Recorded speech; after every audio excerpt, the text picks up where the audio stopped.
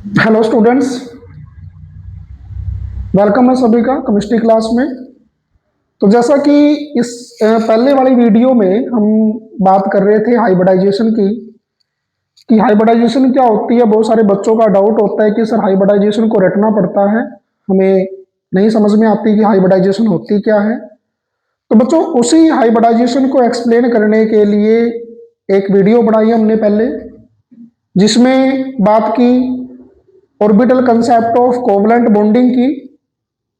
अब उस कंसेप्ट की क्यों बात की, क्योंकि इस बच्चे जो हाइब्रिडाइजेशन कंसेप्ट है वो उसी से बना है।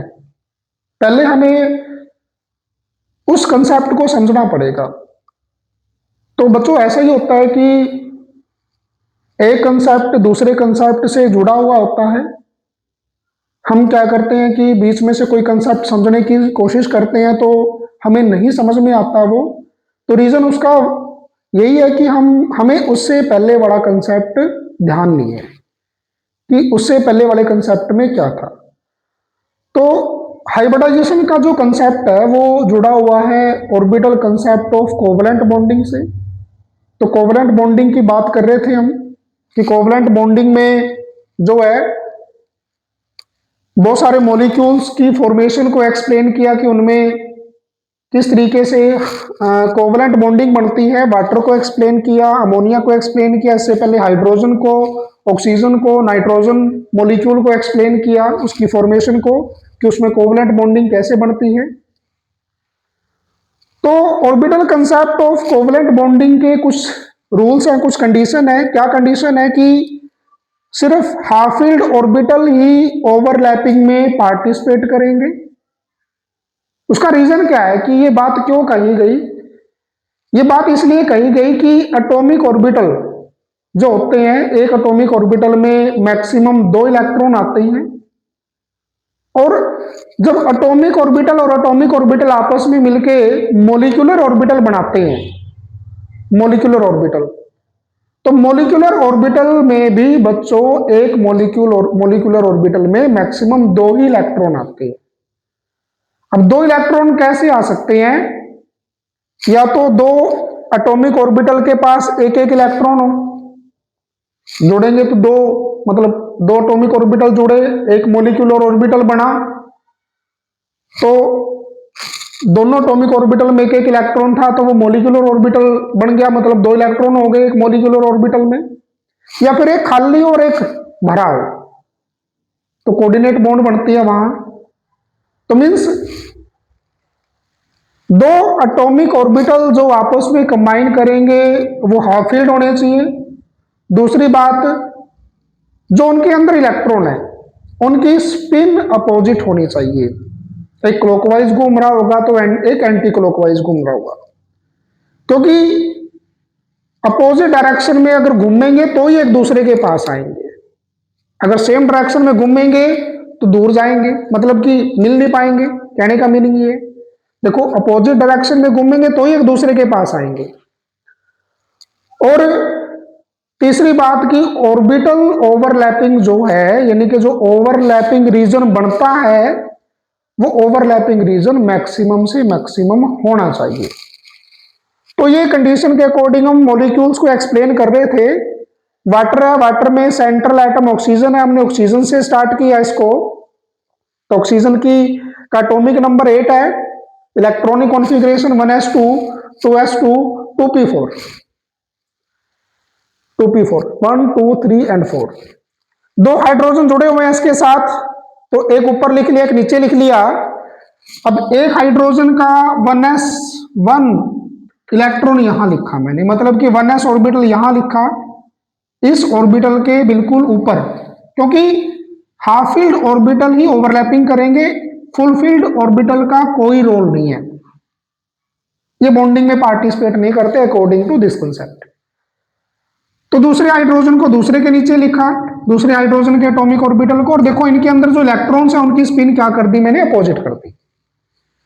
इधर इसकी और इसकी देखो अपोजिट है, इसकी और इसकी अपोजिट है, जो आपस में कंबाइन करेंगे, ओवरलैपिंग करेंगे। ऐसे ही अमोनिया है, nitrogen 1s2 2s2 2p3, 3 orbital half field है, 3 ही हाइड्रोजन जुड़े हुए हैं, तो 3 हाइड्रोजन के 1s ऑर्बिटल ऐसे लिख लिए अपोजिट डायरेक्शन में, तो इनको आपस में ओवरलैप करवा दिया, तो ये अमोनिया बन गया। तो मतलब ऑक्सीजन के साथ 2 हाइड्रोजन थे, 2 ही हाफ फील्ड ऑर्बिटल थे, तो एक्सप्लेन हो गया।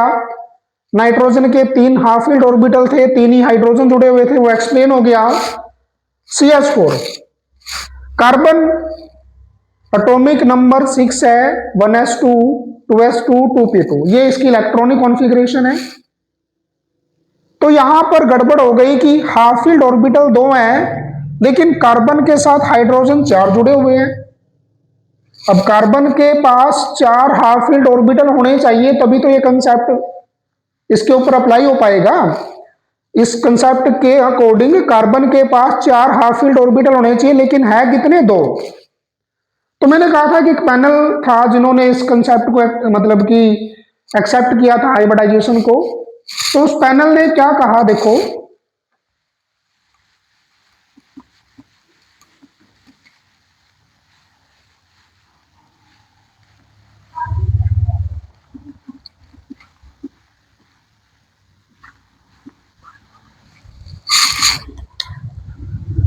Carbon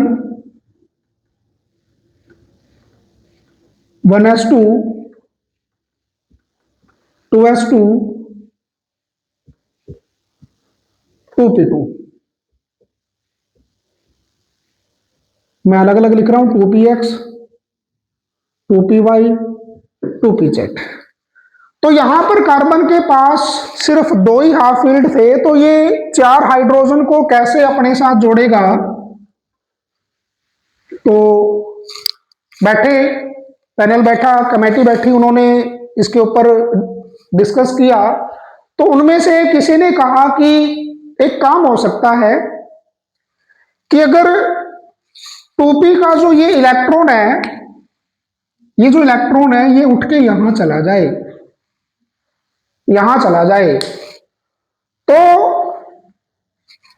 4 half field atomic orbital हो जाएंगे। करके देखते हैं।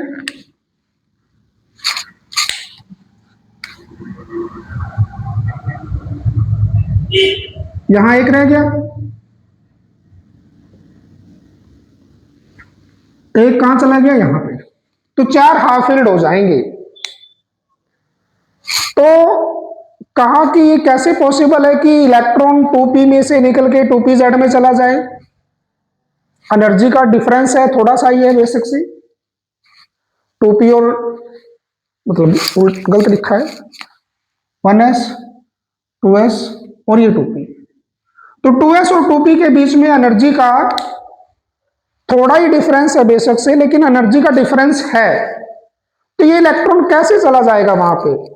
अब देखो, 2s और 2p, अब ये जो इलेक्ट्रॉन मतलब यहां अगर जाएगा तो एनर्जी लेके जाएगा, क्योंकि हमें पता है कि एक ऑर्बिटल में, एक एनर्जी सेल में अगर कोई इलेक्ट्रॉन जहां पर भी चक्कर लगा रहा है, तो वो उसकी एनर्जी वहां फिक्स है, ना कम होती है ना ज्यादा होती है।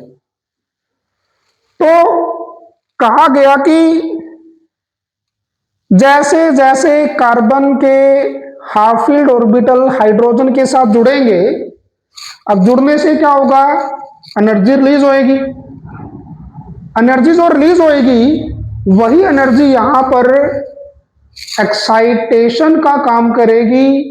एक्साइटेशन का मतलब है कि इस इलेक्ट्रॉन को वहीं से एनर्जी मिलेगी और उसी एनर्जी से इलेक्ट्रॉन जंप करके चला जाएगा 2pz में। शायद ऐसा होता होगा, कहा उन्होंने। तो इस बात को कोई भी मतलब कि ऐसा नहीं था कि किसी ने इस बात को काट दिया। अब कोई अगर किसी बात को काटेगा तो उसके पास उसके लिए कोई नई थ्योरी होनी चाहिए। तो किसी के पास कोई नई थ्योरी नहीं थी, तो उन्होंने कहा कि चलो मान लेते हैं कि ऐसा होता होगा कि 2s में से इलेक्ट्रॉन उठा और 2p में चला गया, 2pz में चला गया। ये बात उन्होंने वहां पर एक्सेप्ट कर ली। तो इसे कहेंगे कि ये एक्साइटेड स्टेट है कार्बन की, एक्साइटेड स्टेट। ये 1s बन हो गया, ये 1s हो गया। तो आधी डेफिनेशन जो है हाइब्रिडाइजेशन की यहां पर एक्सप्लेन हो गई कि एक इलेक्ट्रॉन 2s में से निकल के 2pz में चला गया, कोई इस बात को काट नहीं पाया, चार हाफ फील्ड हो गए, चार हाफ फील्ड हो गए, और फिर CH4 की एक्सप्लेनेशन फॉर्मेशन समझ में आ गई।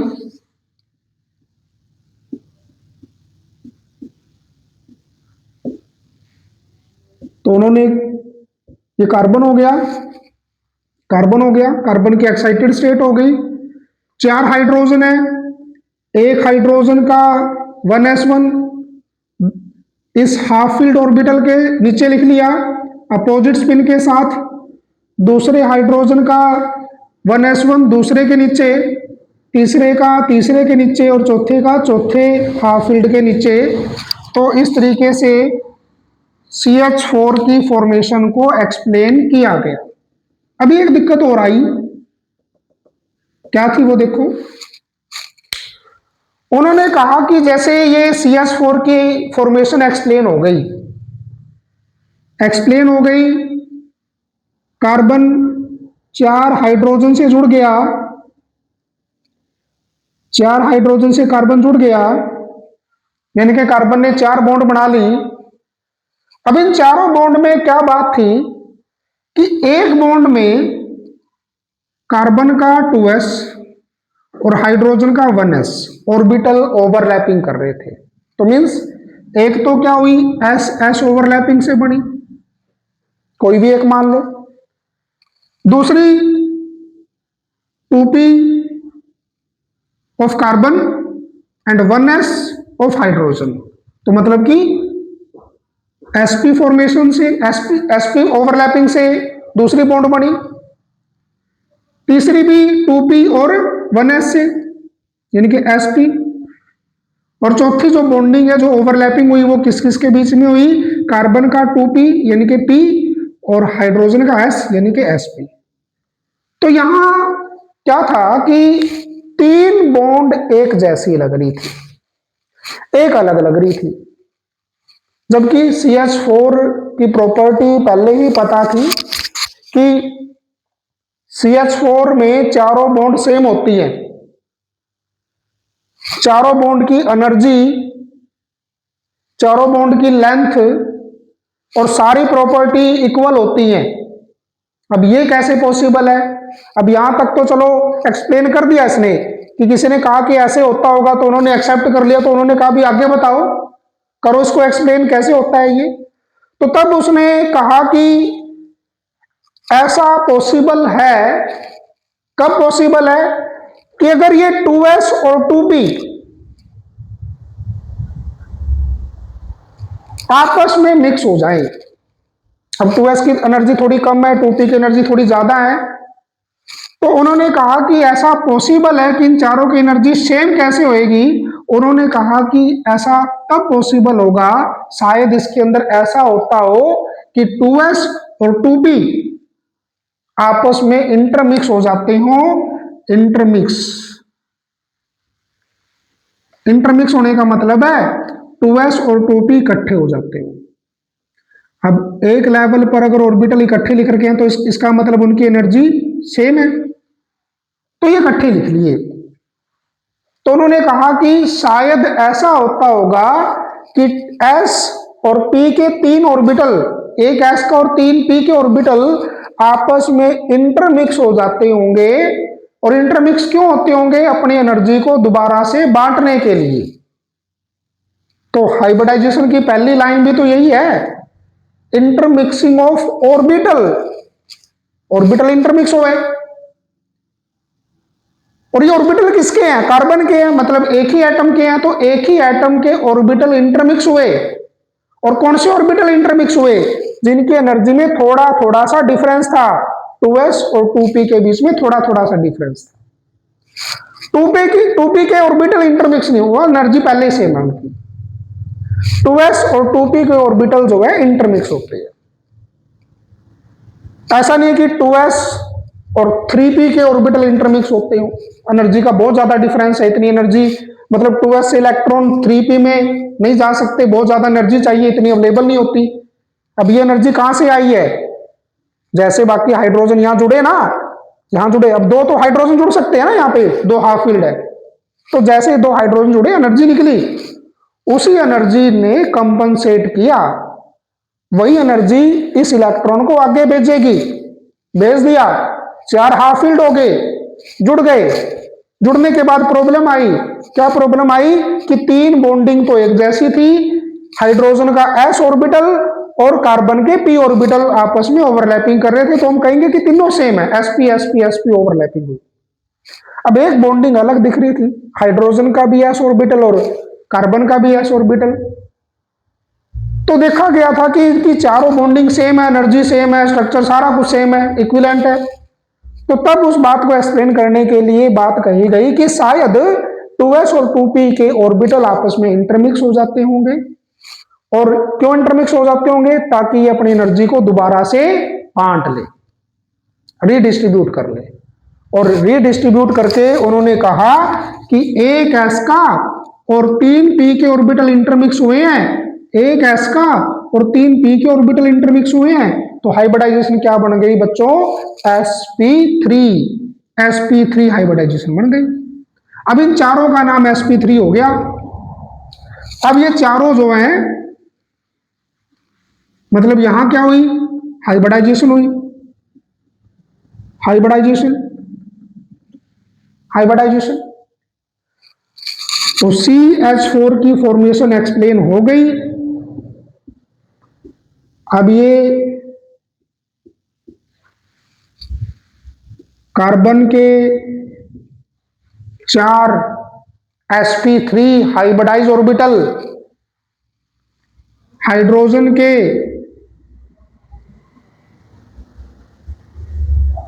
चार हाइड्रोजन के s ऑर्बिटल के साथ ओवरलैपिंग करेंगे,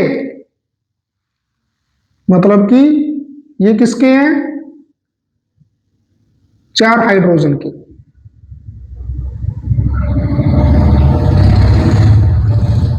one S one, one S one, one S one, one S one,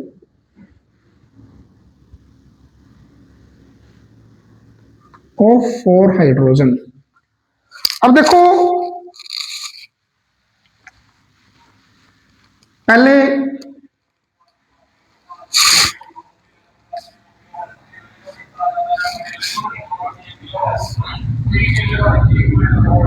एक एस का orbital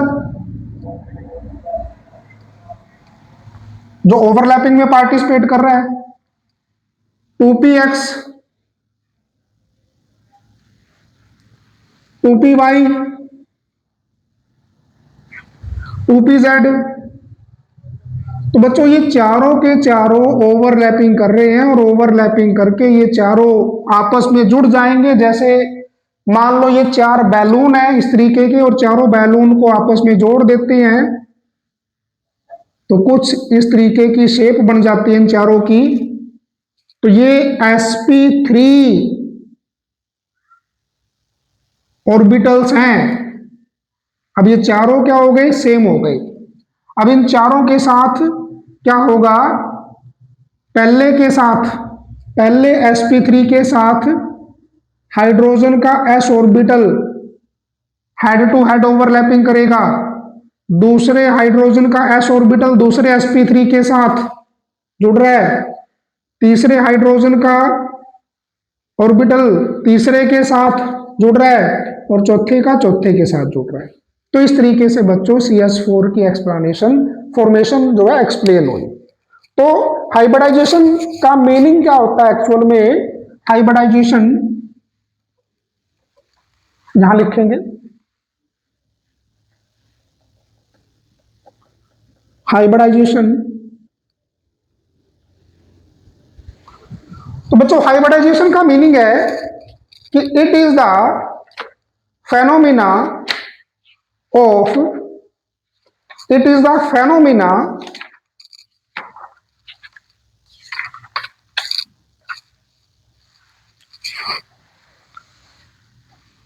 it is the phenomena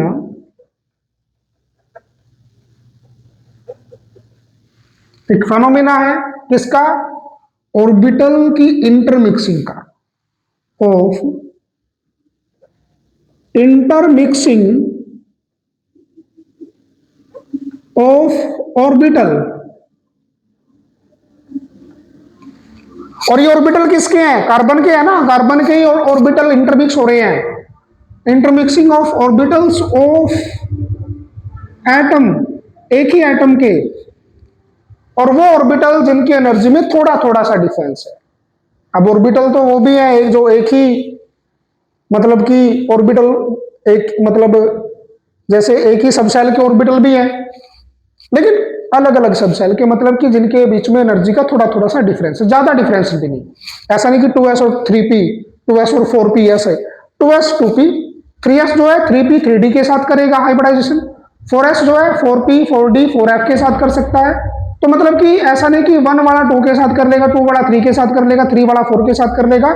ये भी एक बात है समझने की कि 2 और 2 के बीच में हाइब्रिडाइजेशन होगी, 2s और 2p में, 3s 3p और 3d में हो सकती है, 4s 4p 4d 4f में हो सकती है, ऐसे होगी।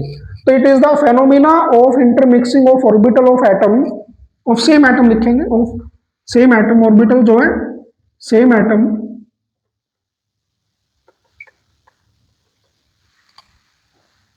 having slightly difference in energy, जिनके बीच में एनर्जी का थोड़ा थोड़ा सा डिफरेंस है।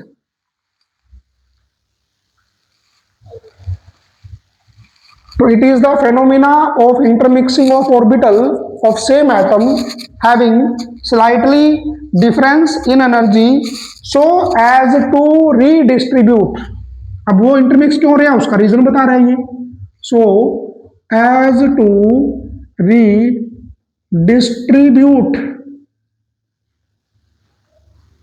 देयर एनर्जी, अपनी एनर्जी को दोबारा से बांटने के लिए ऐसा करते हैं और नए ऑर्बिटल देते हैं and give new orbital of. अब जो नए ऑर्बिटल मिलेंगे हमें उनकी एनर्जी और शेप इक्विवेलेंट होगी, orbital of equivalent shape and energy. और बच्चों जो नए ऑर्बिटल बनेंगे ना उन्हें हाइब्रिड ऑर्बिटल कहेंगे। The new orbital formed, the new orbitals are formed are known as hybrid orbital, hybrid orbital. तो बच्चे हाइब्रिडाइजेशन कंसेप्ट है ये। तो हाइब्रिडाइजेशन का मीनिंग दोबारा बता रहा हूं कि एक ही एटम के वो ऑर्बिटल जिनके अंदर एनर्जी का थोड़ा थोड़ा सा डिफरेंस है, थोड़ा थोड़ा सा डिफरेंस है, जैसे ये s है और ये तीनों के तीनों p है, तो इनके बीच में एनर्जी का थोड़ा ही डिफरेंस है, ये इंटरमिक्स होते हैं, इंटरमिक्स होते हैं।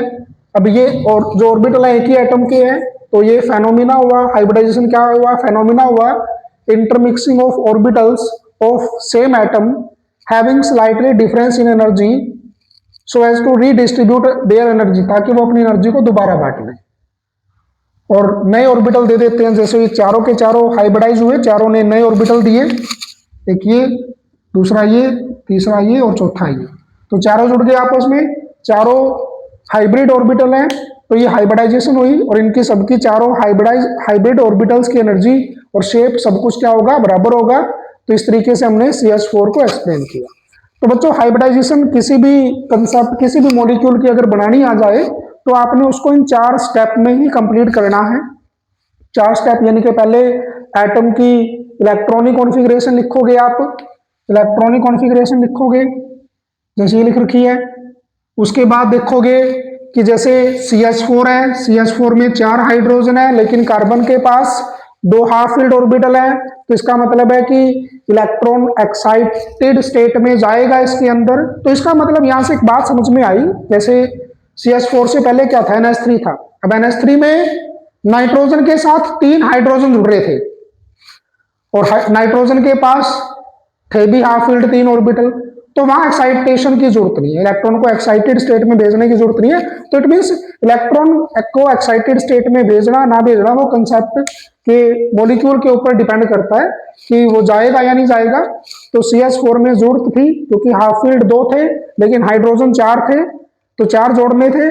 तो ये चारों किस तरीके से बनेंगे कि एक इलेक्ट्रॉन 2s में से निकल के कहां चला गया, 2pz में चला गया। तो इस तरीके से एक्साइटेड स्टेट बनानी है। एक्साइटेड स्टेट के बाद हाइब्रिडाइजेशन 2s और 2p लेने हैं, 3s 3p 3d होगा तो वो लेने हैं। तो 2s और 2p के ऑर्बिटल्स ले लिए हमने, तो एक s का और 3p के ऑर्बिटल यहां पर हाइब्रिडाइजेशन में इन्वॉल्व हुए, तो sp3 हाइब्रिडाइजेशन बनी। उसके बाद CH4 की फॉर्मेशन एक्सप्लेन कर देनी है, ये लिख के उसके नीचे 4 हाइड्रोजन के s ऑर्बिटल ऐसे लिख देने हैं, तो एक्सप्लेन हो गया। उसकी ऑर्बिटल स्ट्रक्चर ये हो गई कि 4 ऑर्बिटल है, एक s का और 3p के। तो इस तरीके से हाइब्रिडाइजेशन करेंगे, हाइब्रिडाइजेशन करके इस तरीके से ऑर्बिटल बनाएंगे। उसके बाद एक ये चारों का नाम sp3 है, ये sp3 sp3 sp3 sp3। पहले क्या था, एक s था, बाकी 3 क्या थे, p थे, अलग अलग थे। तो अलग अलग होंगे तो एनर्जी भी अलग अलग होनी चाहिए, लेकिन एनर्जी जो थी सेम थी। तो वहीं से ये बाद में कंसेप्ट जो है जोड़ दिया गया कि एनर्जी बांट लेते हैं आपस में वो दोबारा इंटरमिक्स होके। तो sp3 sp3 sp3 sp3, तो नए 4 ऑर्बिटल बन गए, और चारों हाइड्रोजन के s ऑर्बिटल के साथ कुछ इस तरीके से जुड़ेंगे। एक हाइड्रोजन का s ऑर्बिटल यहां हेड टू हेड ओवरलैपिंग करेगा, दूसरा यहां हेड टू हेड ओवरलैपिंग करेगा, तीसरा तीसरे sp3 के साथ, चौथा चौथे sp3 के साथ। तो बीच में कार्बन है, कार्बन के ये 4 sp3 हाइब्रिडाइज्ड ऑर्बिटल है। तो इस तरीके से हमने CH4 की फॉर्मेशन को हाइब्रिडाइजेशन से एक्सप्लेन किया। तो बच्चों इस कंसेप्ट को थोड़ा सा और हम एग्जांपल समझेंगे इस कंसेप्ट के, जैसे पीछे वाले मॉलिक्यूल भी H2O NH3 ये वाले भी समझेंगे हम अच्छे तरीके से। उसके बाद पूरा कंसेप्ट जो है हम अगली वीडियो में, एक तीसरी वीडियो तीसरा पार्ट और करेंगे इसका। तो तीसरे पार्ट में पूरा कंसेप्ट अच्छे तरीके से एक्सप्लेन हो जाएगा, हाइब्रिडाइजेशन को की कंडीशन क्या है, फीचर क्या है इसके, और बाकी मॉलिक्यूल्स पे किस तरीके से ये अप्लाई होता है, तो सारा कुछ हम अगली वीडियो में करेंगे। तो आई होप बच्चों आपको ये हाइब्रिडाइजेशन का कंसेप्ट समझ में आ गया होगा कि कहां से किस तरीके से ये ओरिजिनेट हुआ, कैसे बना ये। Thank you.